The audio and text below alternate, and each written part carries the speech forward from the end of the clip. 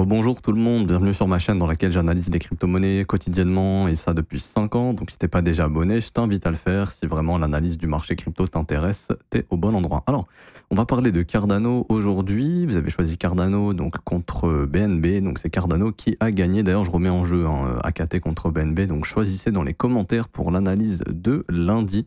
Mais aujourd'hui, on s'occupe de Cardano. Donc on fera un point technique, les objectifs sur ce bull run. On verra si techniquement c'est un bon moment pour se positionner d'après l'analyse technique, et on verra également un petit peu ce qui se passe au niveau de la tokenomics, de la capitalisation et sur Défilama au niveau de la TVL. Alors juste avant de commencer, je vous rappelle qu'il y a un concours, il y a 1500 USDT à gagner, donc c'est pour ça que je vous le spam, parce que c'est un concours qui dure pas longtemps, vous avez peu de temps pour participer, les résultats c'est le 17 ou le 18 novembre, donc c'est bientôt, ça passe vite. Le 19 pardon, donc dans 3-4 jours. Il vous suffit simplement de cliquer sur le premier lien en commentaire épinglé, hop, ça vous ramène sur la page que je vous montre, vous cliquez sur concours BitGet, vous vous inscrivez via notre lien partenaire si ce n'est pas déjà fait, comme ça hop, vous créez un compte, ça prend 1 minute, vous cliquez sur participer ici et vous créez votre petit compte, email, mot de passe, etc. Et ensuite vous mettez votre mail, vous mettez votre identifiant BitGet, donc c'est écrit UID sur BitGet et c'est composé uniquement de chiffres, vous rentrez ce chiffre-là, ok, dans le formulaire, et ensuite si vous avez validé le KYC et déposé des fonds, je vous rajoute 500 USDT, donc de base 1000 USDT, et si vous avez validé le KYC et déposé des fonds, ce sera 500 USDT supplémentaires. Donc là vous écrivez oui, non et vous faites envoyer et ce sera tout, et après bonne chance à tout le monde. Alors du coup, pour revenir sur Cardano, d'un point de vue technique, en termes de localisation, on est vraiment pas mal. La première des choses que je regarde, généralement, je dézoome le graphique et je regarde un petit peu où est-ce qu'on est. Et pour se donner une idée, c'est de tracer un fib du plus bas jusqu'au plus haut. Et là, en fait, en faisant ça, on voit qu'on a retracé énormément du bear market précédent. Et ce que j'aime bien faire, c'est mettre la zone des 88,6. Et pour moi, tant que le prix est entre 78,6 et 88,6, sur du long terme, c'est encore une très bonne zone. Ok, c'est vraiment la zone d'achat hyper pertinente. Une deuxième chose que je vais regarder, c'est comment se comporte le prix. Est-ce qu'il est volatile ou non sur du long terme? Donc ça, je le vois avec mes yeux, mais sinon, on a un indicateur qui a été fait qui nous indique quand est-ce que le marché est en surchauffe et quand est-ce qu'il ne l'est pas. Et actuellement, on voit que Cardano, sur du long terme, c'est dans une zone très peu volatile depuis septembre 2022. Notre indicateur nous dit que ça devient intéressant de commencer à investir en Cardano depuis septembre 2022, donc autour des 38 centimes, on est actuellement à 62, et le prix a consolidé pendant très longtemps. Vous voyez, plus la volatilité a été faible, plus notre indicateur nous a dit « Ok, let's go, c'est le moment d'y aller ». Donc là, c'est vraiment un bon moment. Tout comme avant le bull run précédent, on était en zone verte, c'était un bon moment pour acheter et de revendre quand le marché est en zone rouge, car il est hyper volatile. Et on achète toujours, et ça, mettez-le, collez-le, je sais pas, faites un truc, vous mettez sur votre mur, horizontal buy, vertical sell. Quand c'est vertical, vous vendez, quand c'est horizontal, vous achetez. Le prix, il est comment là? Il est horizontal ou il est vertical? Ici, c'était horizontal, on vend quand c'est vertical. Le prix, il est comment là? Il est horizontal, on vend quand c'est vertical. Ok. Donc, ça sert à rien de rentrer en mode FOMO quand Cardano il sera là-haut. Est-ce qu'il va y aller? J'en sais rien, mais s'il y va, c'est pour les gars ici qui ont accumulé des mois et des mois et des mois, hein, tout comme c'était le cas ici. Donc, d'un point de vue long terme, au niveau du recul, c'est pas mal. Maintenant, plus récemment, on va dire court ou moyen terme, on a eu un push assez récent ici.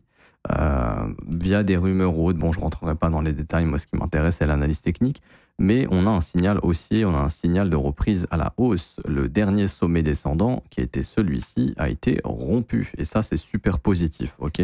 Ça pareil, hop, je le prends, je le mets en gros comme ça, mais ça c'est un super signal. Ce qu'il faut comprendre, c'est que maintenant, soit vous vous en foutez d'optimiser votre prix d'entrée, si vous voulez absolument acheter du Cardano, bon bah c'est dans une zone intéressante sur du long terme. Maintenant, ce qu'il est possible de faire, c'est de prendre un fib du dernier mouvement et de faire la même chose, de tracer la zone de rechargement.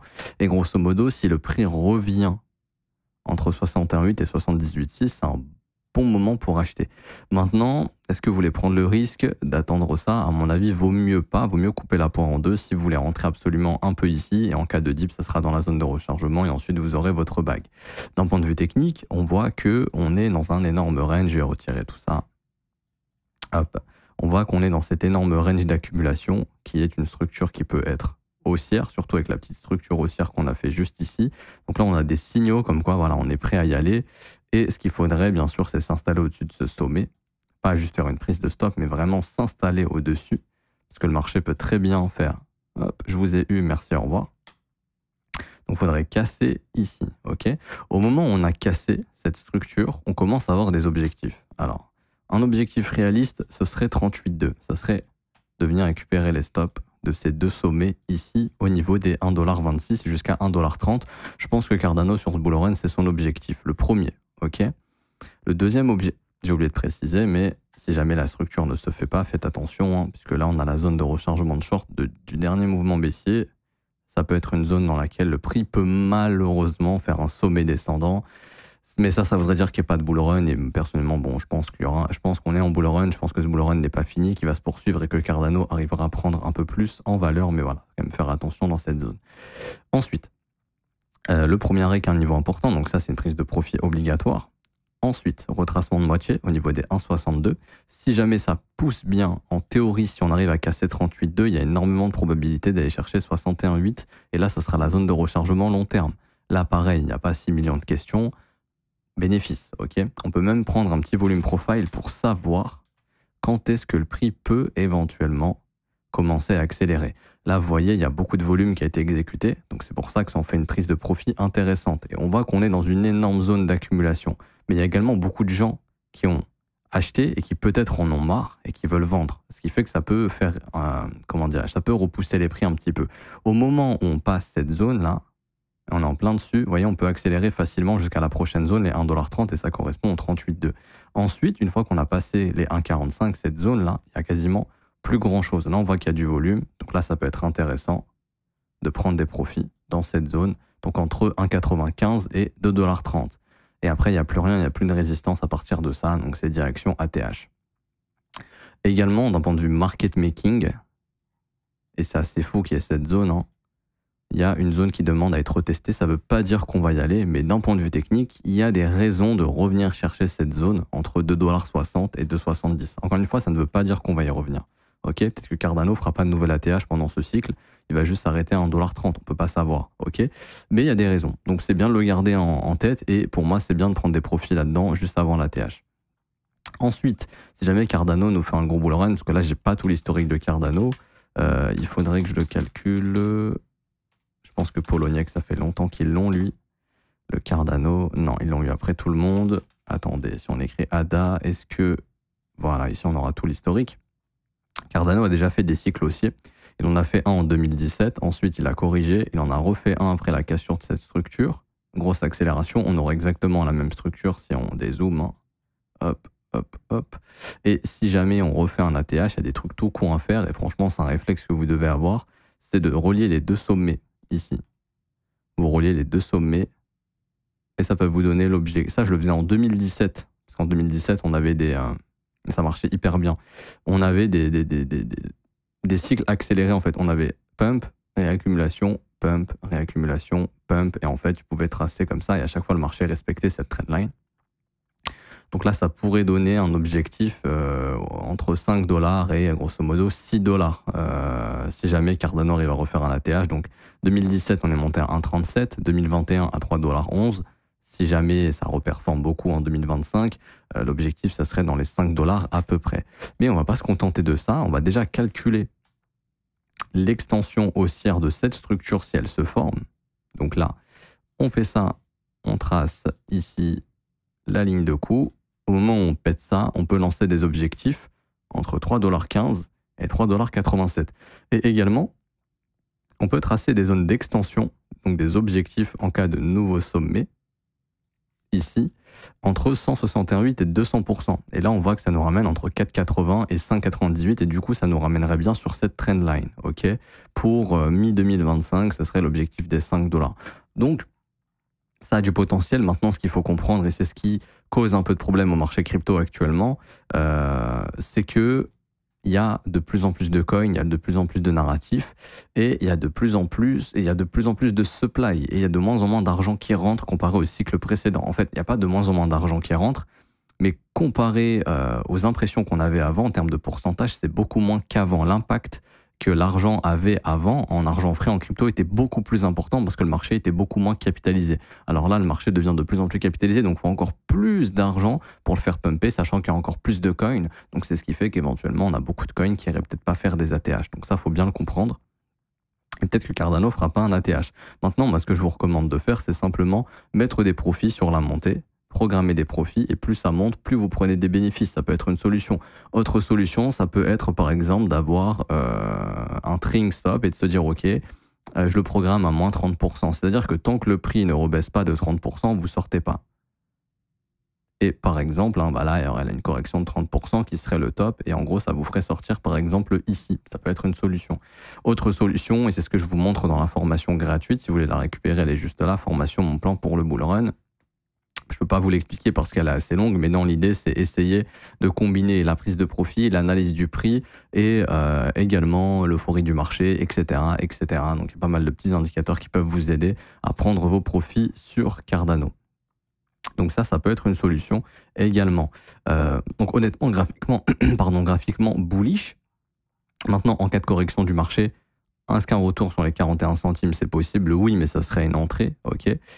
Pour moi, tant que cette bougie impulsive, là, on la perd pas, il y a tout ce qu'il faut pour pumper, et au moins aller chercher les 80 centimes, et je pense cette zone de prix autour des 1,30 au cours des prochaines semaines, ok.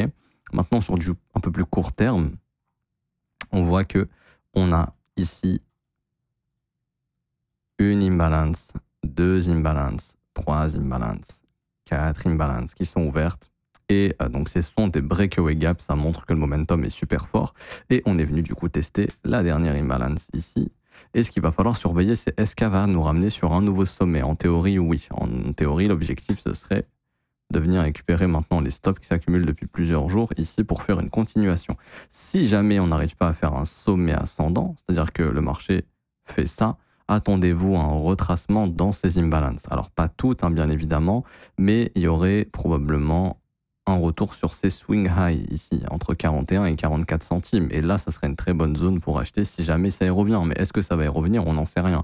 Là, dans l'idée, ce qui est le plus probable, hein, si jamais il n'y a pas de correction ces prochains jours, c'est bien sûr de faire la continuation haussière, puisque c'est bon, cette imbalance a été bossée. Let's go, on y va. En tout cas, il n'y a rien de baissier sur ce mouvement ici. Tout nous amène à croire que le prix va revenir, bosser et prendre les stops de ce sommet à 80 centimes, voire 81 centimes, ça dépend un petit peu des exchanges. Donc c'est un peu, c'est pas un peu, c'est que c'est positif, c'est vraiment positif, honnêtement. Je regarde s'il y a des zones qui traînent sur l'autre gauche, rapidement, qui vont demander à être travaillées. Oui, j'en vois une ici, entre 97 et 1,10 $. Donc ça, pareil, on va y revenir très probablement. Hop, je trace les imbalances, je vous invite à faire la même chose. Juste ici. Tac, tac, tac, tac, tac. Immediate rebalance. Là, pareil, il y a des raisons pour le prix de revenir ici. Il n'y a rien. Et ensuite, c'était la zone que je vous ai indiquée tout à l'heure, donc très proche de l'ATH. Mais dites-vous que tous ces rectangles rouges ici sont des objectifs pour le prix. Donc le prochain, 97 centimes, 1,10 $. Et ensuite, 1,85 $, 1,93 $, et ensuite 2,50 $, 2,60 $, 10 à peu près. Mais encore une fois, on peut très bien s'arrêter à celle-ci et repartir à la baisse. On peut très bien s'arrêter à celle-ci et repartir à la baisse. Donc ces zones aussi sont des zones de profit qui sont intéressantes, ok? Donc ensuite, on va regarder un petit peu au niveau de la capitalisation Cardano, où est-ce qu'on en est.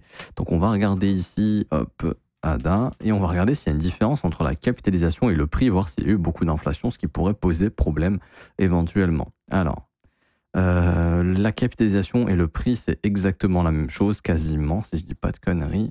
Ouais, il y a peut-être une petite différence, donc on va aller regarder comment le supply est release. Est-ce qu'il y a beaucoup d'inflation ou non? Ça, c'est une chose que vous devez surveiller sur tous vos investissements. Vous allez sur ChartsCoin Trader Pro, vous écrivez votre coin et vous écrivez de petits points supply et vous prenez CoinMarketCap en source. Et vous regardez ici. Donc là, on voit que Cardano, il est inflationniste. Mais si on regarde par exemple sur 2 ans, donc on va prendre janvier 2022, hop, non, novembre 2022, pardonnez-moi, tac, tac, tac, tac, tac, tac, à peu près par là. On voit qu'on est sur 2% d'inflation jusqu'à 4%. Donc honnêtement, c'est rien. C'est rien. Le dernier gros unlock, c'était en septembre 2020. Et depuis, là, carrément, on a burn des tokens. Donc on est dans un petit moment déflationniste. Donc au niveau de l'inflation, il n'y a aucun problème. Maintenant, ce qu'il faut surveiller aussi sur un Layer 1, c'est la TVL.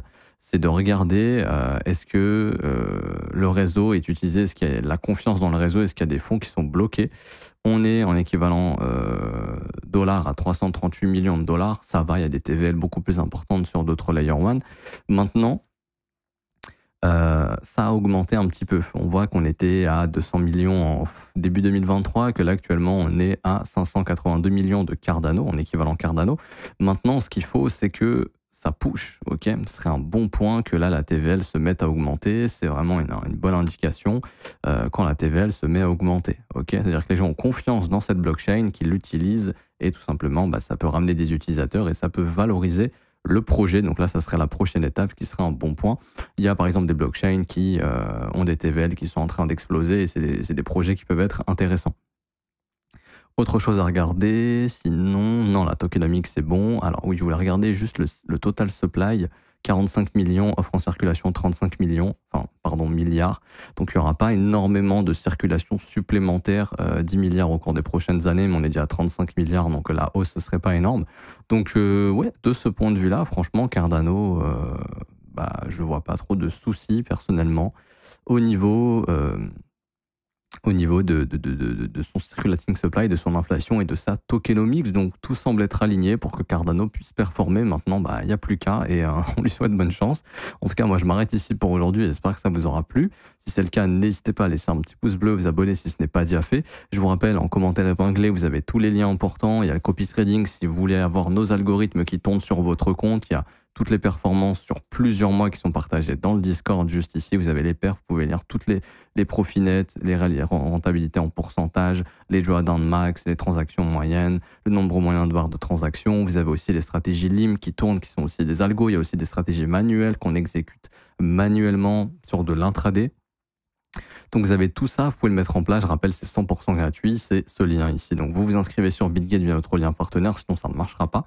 Et ensuite, vous cliquez sur rejoindre copy trading, vous mettez votre prénom, email, identifiant BitGet, vous cliquez sur rejoindre et une fois que ça c'est fait, vous allez recevoir l'accès à la plateforme de copy trading par mail. Ensuite, vous avez juste à la configurer en regardant cette vidéo, configurer le copy trading et ensuite vous rejoignez le Discord, c'est 100% gratuit. Et vous aurez accès à toutes les nouvelles stratégies, les mises à jour, etc., etc. Donc rejoignez le Discord, c'est important et c'est 100% gratuit. Et vous pourrez échanger avec moi-même, la team et les autres membres qui sont également dans le copy trading si vous avez des questions. Vous avez aussi les témoignages copy trading juste ici. On a des retours de membres. Là, petit retour sur les botlim, donc c'était hier. Positionné sur BGB-ETH, BGB-ETH, enfin BGB-BTC, TRX-ETH depuis mai, il me semble. Désolé d'être vague, mais je ne peux pas avoir l'historique de tous mes trades. Résultat, plus 0,04 BTC et 0,30 ETH. Encore merci à toute l'équipe. J'ai 3,1 ETH sur chaque bot et 0,09 BTC en budget alloué. Donc, très bonne perf. Surtout que c'est sans rien faire une fois que ça tourne, les algos tournent. C'est un peu comme les hedge funds. Ils font tourner des algos sur une bonne partie des fonds clients et après, les algorithmes gèrent en fonction de la volatilité du marché. Là, c'est exactement la même chose qui a été mise en place. Et vous pouvez aussi rejoindre l'école si vous le souhaitez juste ici. Si vous voulez vous former à mes côtés et apprendre le trading à mes côtés, ça se passe tous les jours en direct, mais c'est dispo en rediffusion. Et en plus de ça, vous aurez la formation qui vous sera envoyée par mail. Vous serez bien accompagné. Ça commence à partir de seulement 49 € par mois. C'est sans engagement. Et après, vous avez les offres si vous le souhaitez, 3, 6 et 12 mois pour payer moins cher. Vous avez tous les descriptifs de l'école sur la page, les témoignages des élèves que vous pouvez lire juste ici. Vous pouvez défiler, vous êtes les bienvenus, je vous attends. Peut-être on se retrouve pour une prochaine vidéo tout à l'heure, je sais pas, j'ai une idée de vidéo, mais je sais pas si je la garde pour ce week-end. En tout cas, à tout à l'heure ou à demain. Bonne journée à tous, ciao ciao.